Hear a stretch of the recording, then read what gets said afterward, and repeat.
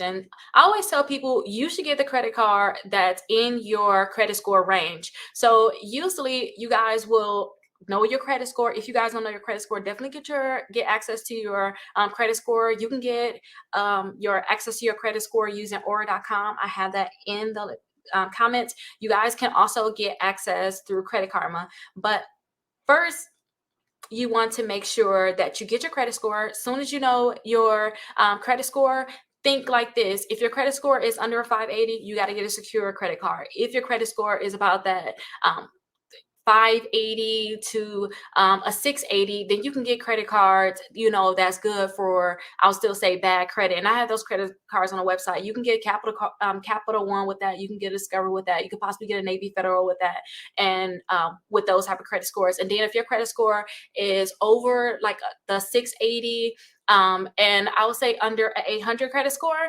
then you guys will have access to more credit cards. But you have to understand that those credit cards, they're not going to usually charge you a lot of miscellaneous fees, like maintenance fees for people that got very bad credit, but they are going to have sometimes like an annual fee attached to them, because you guys are going to have the special reward. So you guys are going to have annual fees with those credit cards, just like any other credit card. And you guys have to understand too that your credit limit is going to be based off of how much income you guys are bringing in. So some people, they just think, oh, since I have a certain credit score, if I have a high credit score, then I should be able to get, a very high limit. But your credit limit is going to be based off of your income and your debt.